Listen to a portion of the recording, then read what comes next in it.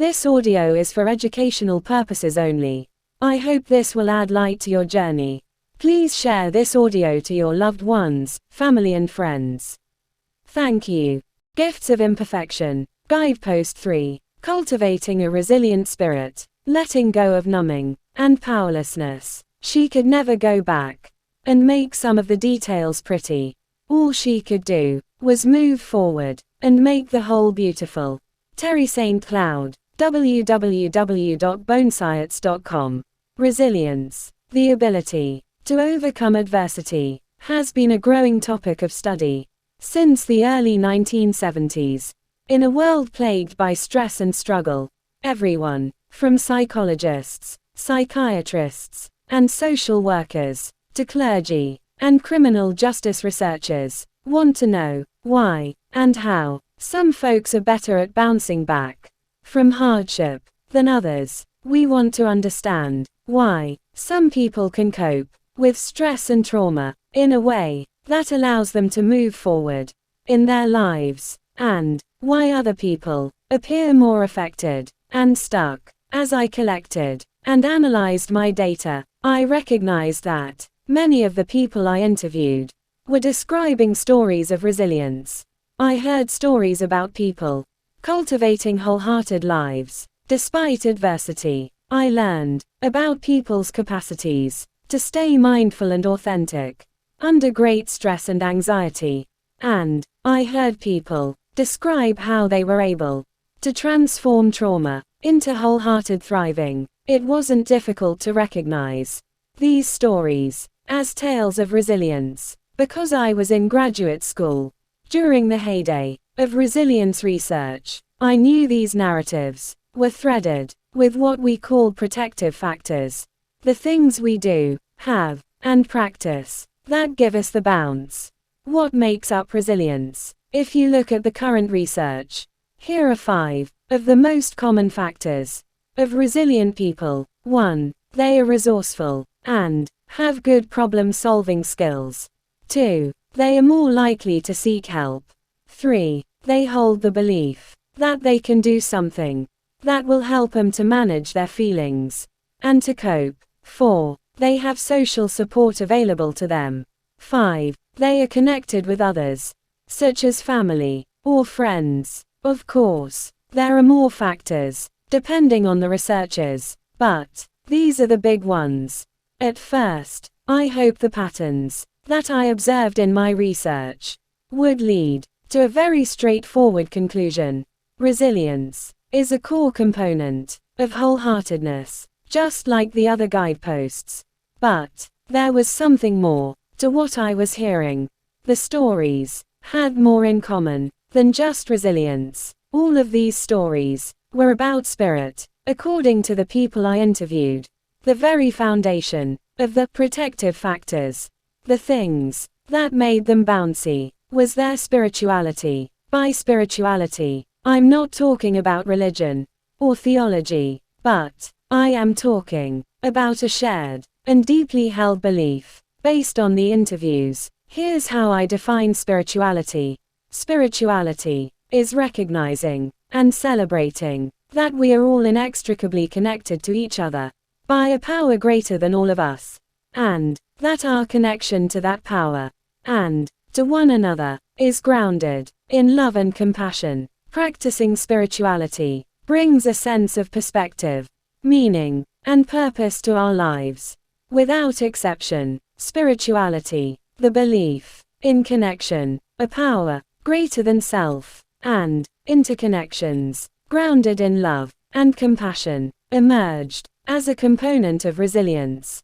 Most people spoke of God, but not everyone. Some were occasional churchgoers, others were not. Some worshipped at fishing holes, others in temples, mosques, or at home. Some struggled with the idea of religion. Others were devout members of organized religions. The one thing that they all had in common was spirituality as the foundation of their resilience. From this foundation of spirituality, 3 other significant patterns emerged as being essential to resilience. 1. Cultivating hope. 2. Practicing critical awareness. 3. Letting go of numbing, and taking the edge off vulnerability, discomfort, and pain. Let's take a look at each of these, and how they're connected to resilience and spirit, hope and powerlessness. As a researcher, I can't think of two words that are more misunderstood than the words hope and power. As soon as I realized that hope is an important piece of wholehearted living, I started investigating, and found the work of C.R. Snyder, a former researcher at the University of Kansas.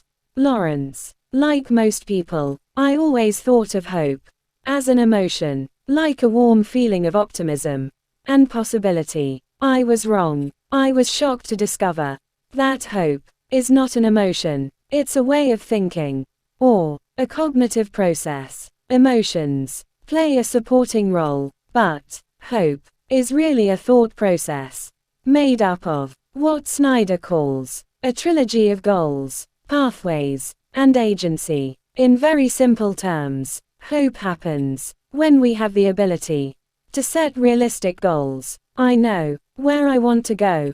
We are able to figure out how to achieve those goals, including the ability to stay flexible and develop alternative routes. I know how to get there. I'm persistent, and I can tolerate disappointment and try again. We believe in ourselves. I can do this. So, hope is a combination of setting goals, having the tenacity and perseverance to pursue them, and believing in our own abilities. And if that's not news enough, here's something else. Hope is learned. Snyder suggests that we learn hopeful, goal-directed thinking in the context of other people.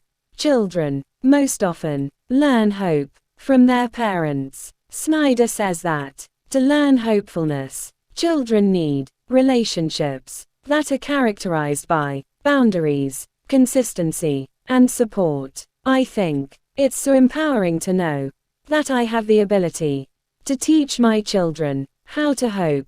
It's not a crapshoot, it's a conscious choice. To add to Snyder's work on hope, I found in my research that men and women who self-report as hopeful put considerable value on persistence and hard work. The new cultural belief that everything should be fun, fast, and easy is inconsistent with hopeful thinking. It also sets us up for hopelessness. When we experience something that is difficult and requires significant time and effort, we are quick to think, this is supposed to be easy.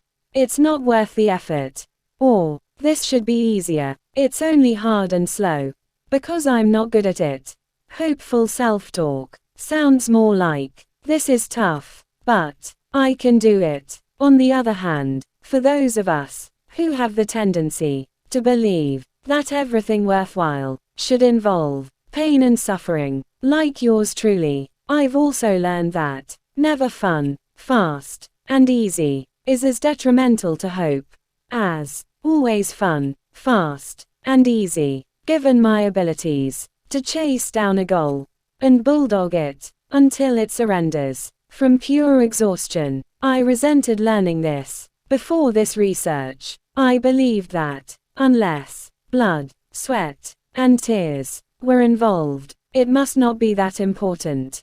I was wrong. Again, we develop a hopeful mindset when we understand that some worthy endeavors will be difficult and time-consuming, and not enjoyable at all. Hope also requires us to understand that just because the process of reaching a goal happens to be fun, fast, and easy, doesn't mean that it has less value than a difficult goal. If we want to cultivate hopefulness, we have to be willing to be flexible and demonstrate perseverance. Not every goal will look and feel the same. Tolerance for disappointment, determination, and a belief in self are the heart of hope.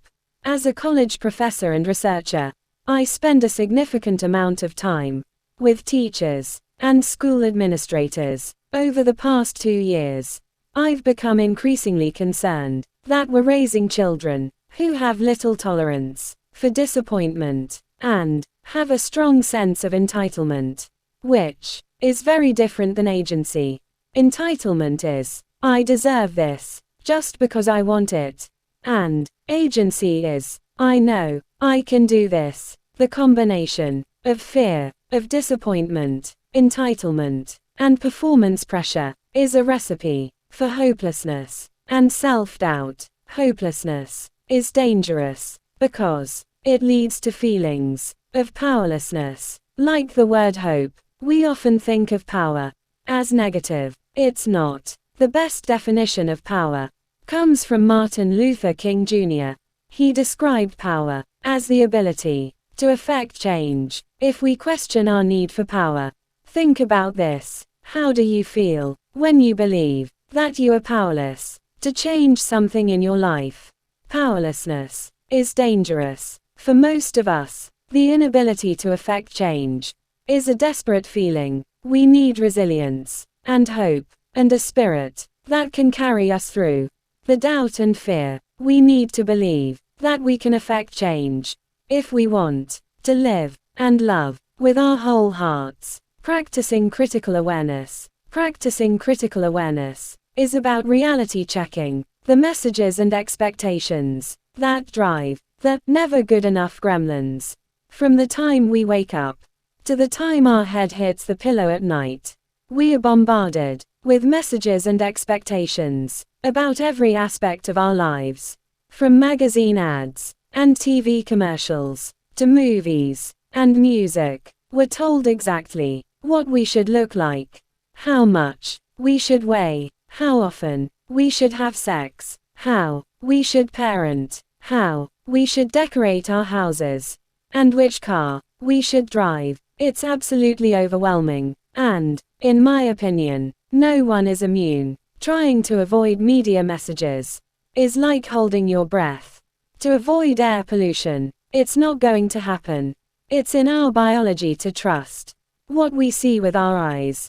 This makes living in a carefully edited, overproduced, and Photoshop world very dangerous. If we want to cultivate a resilient spirit and stop falling prey to comparing our ordinary lives with manufactured images, we need to know how to reality check what we see. We need to be able to ask and answer these questions. 1. Is what I'm seeing real? Do these images convey real life or fantasy? 2. Do these images reflect healthy, wholehearted living, or do they turn my life, my body, my family, and my relationships into objects and commodities? 3. Who benefits by my seeing these images and feeling bad about myself?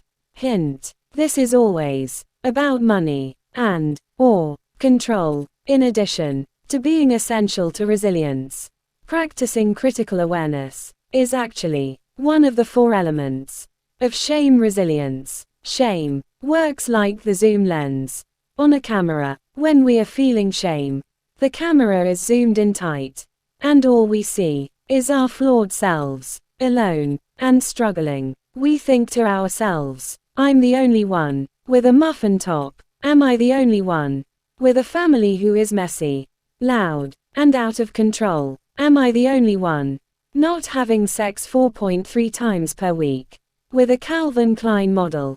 Something is wrong with me.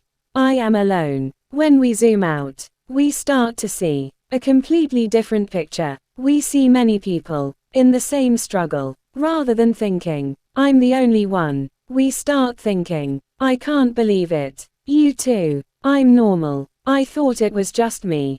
Once we start to see the big picture, we are better able to reality check our shame triggers and the messages and expectations that were never good enough. In my experiences as a teacher and shame researcher, I have found incredible insight and wisdom in the work of Gene Kilbourne and Jackson Katz. Both Kilbourne and Katz explore the relationship of media images to actual problems in the society. such as violence, the sexual abuse of children, pornography, and censorship, masculinity, and loneliness, teenage pregnancy, addiction, and eating disorders. Kilborn writes, advertising is an over $200 billion a year industry. We are each exposed to over 3,000 ads a day.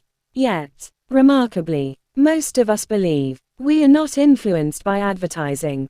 Ads sell a great deal more than products. They sell values, images, and concepts of success and worth, love and sexuality, popularity and normalcy. They tell us who we are and who we should be. Sometimes they sell addictions. I highly recommend Kilborn's and Katz's DVDs.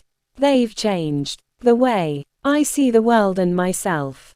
Gene Kilborn's latest DVD is Killing Us Softly 4, and Katz's DVD is titled Tough Guys, Violence, Media, and the Crisis in Masculinity.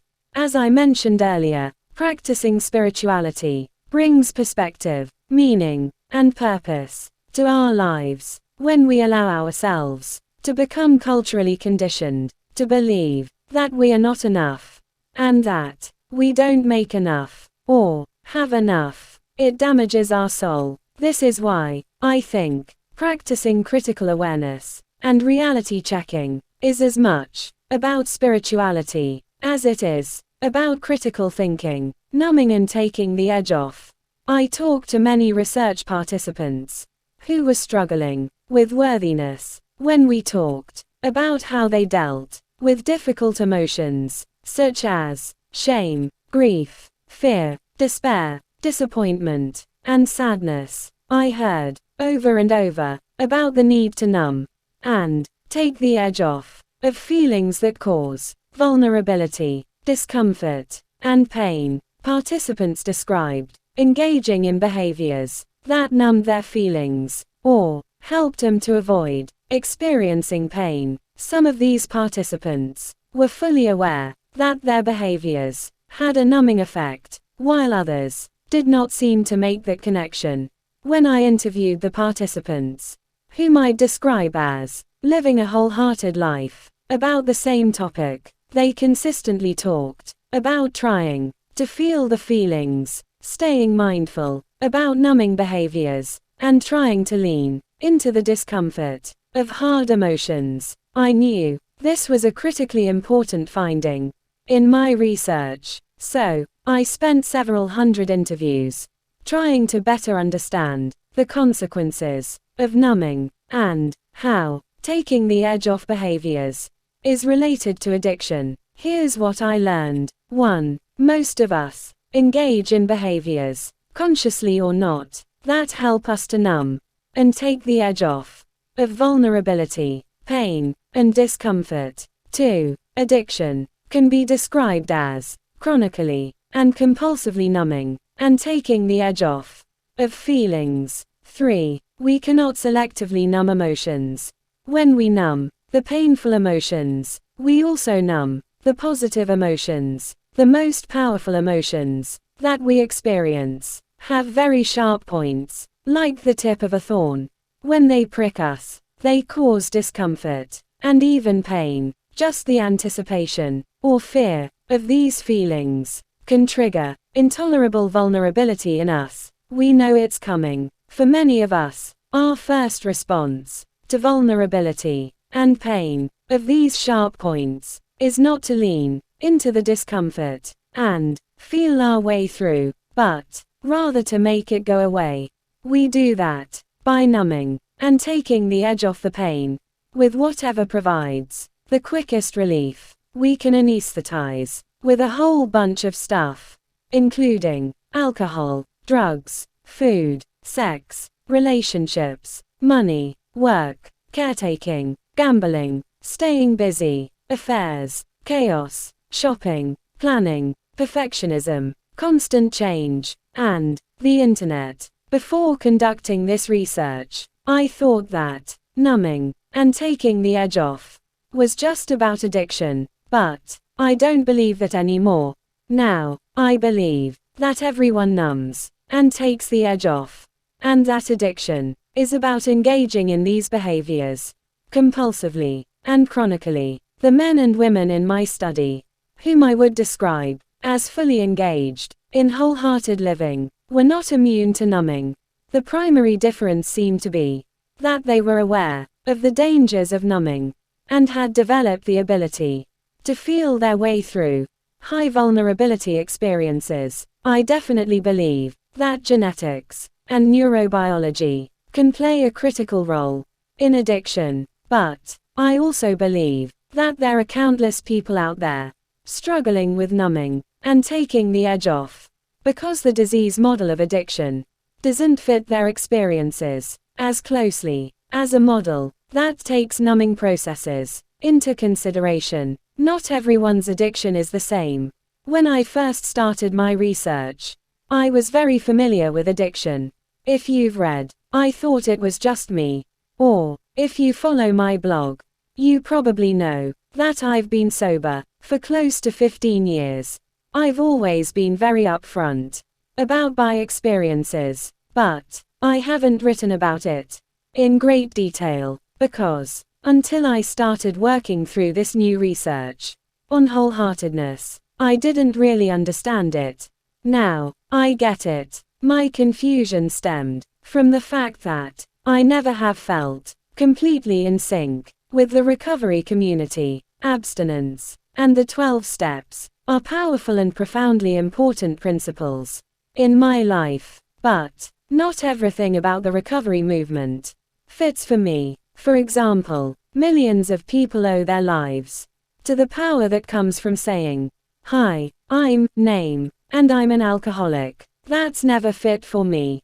Even though I'm grateful for my sobriety, and I'm convinced that it has radically changed my life, saying those words has always felt disempowering and strangely disingenuous for me. I have often wondered if I felt out of place because I quit so many things at one time. My first sponsor couldn't figure out what meeting I needed and was perplexed by my very high bottom. I quit drinking because I wanted to learn more about true self, and my wild party girl persona kept getting in the way.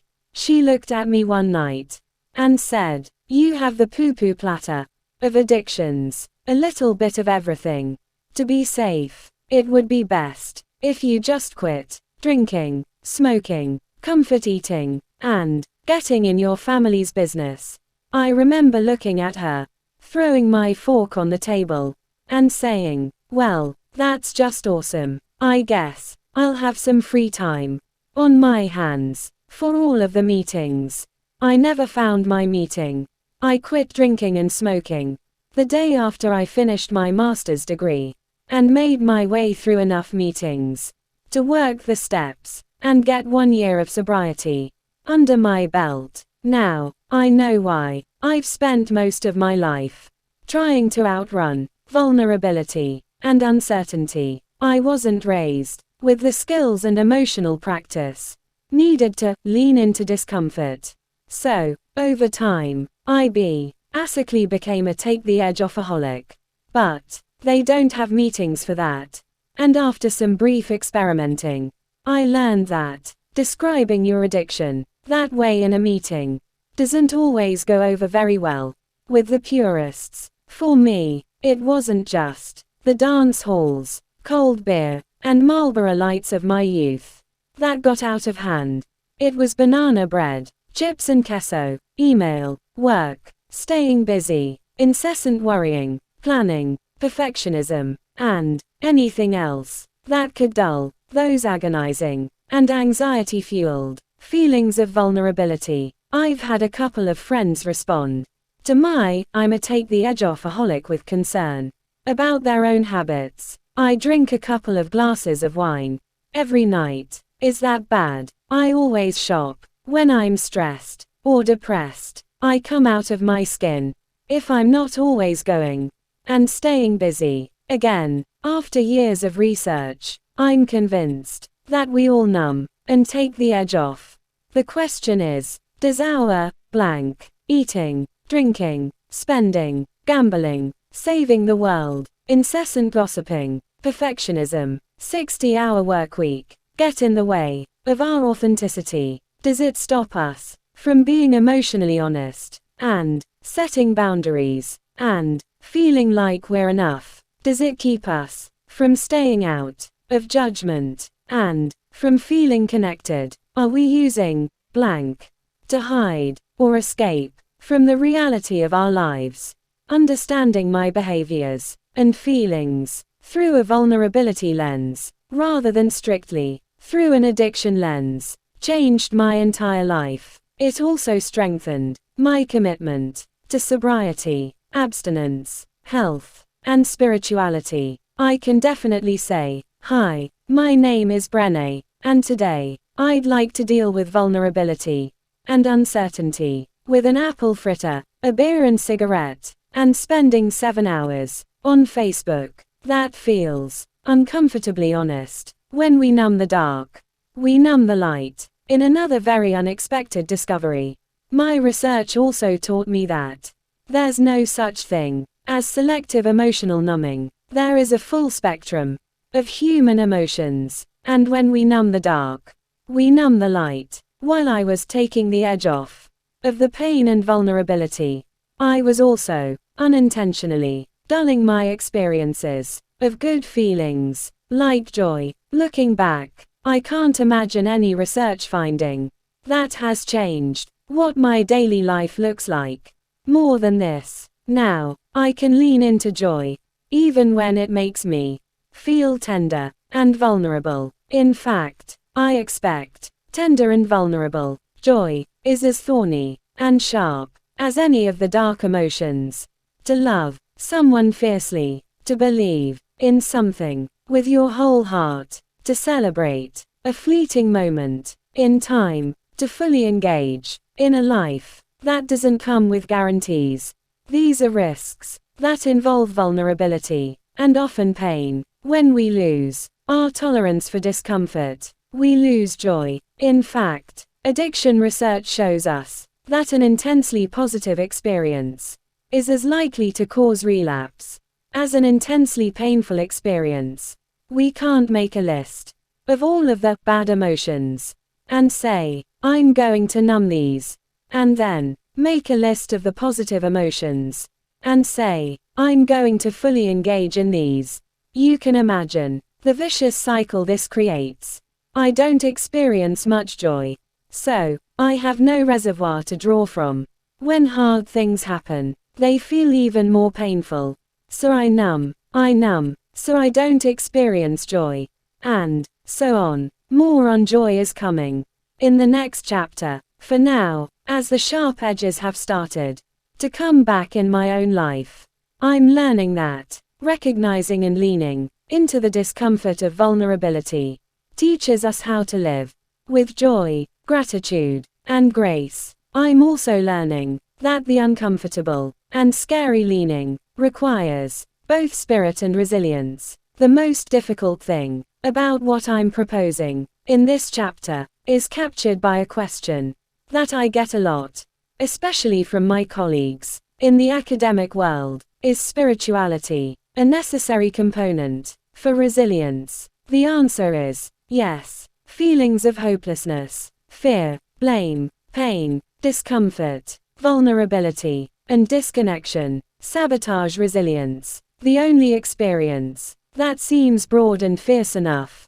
to combat a list like that is the belief that we're all in this together, and that something greater than us has the capacity to bring love and compassion into our lives. Again, I didn't find that any one interpretation of spirituality has the corner on the resilience market. It's not about denominations or dogma. Practicing spirituality is what brings healing and creates resilience. For me, spirituality is about connecting with God, and I do that most often through nature, community, and music. We all have to define spirituality in a way that inspires us, whether we're overcoming adversity, surviving trauma, or dealing with stress and anxiety. Having a sense of purpose, meaning, and perspective in our lives allows us to develop understanding and move forward. Without purpose, meaning, and perspective, it is easy to lose hope, numb our emotions, or become overwhelmed by our circumstances. We feel reduced, less capable, and lost in the face of struggle. The heart of spirituality is connection. When we believe in that inextricable connection, we don't feel alone. Dig deep, get deliberate. A good friend of mine heard this wonderful intention-setting reminder during a 12-step meeting.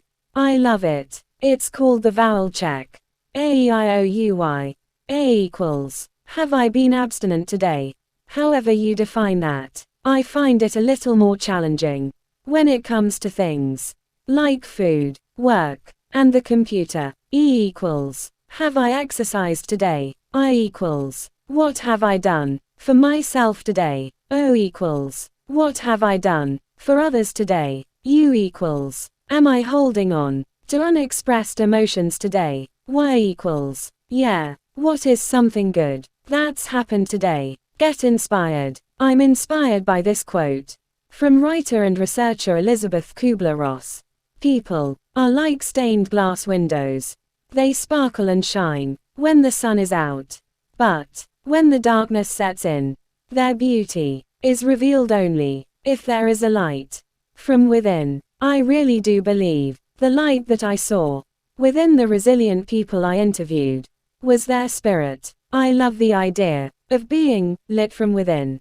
Get going. I love daily meditations and prayers. Sometimes the best way for me to get going is quiet prayer. How do you dig deep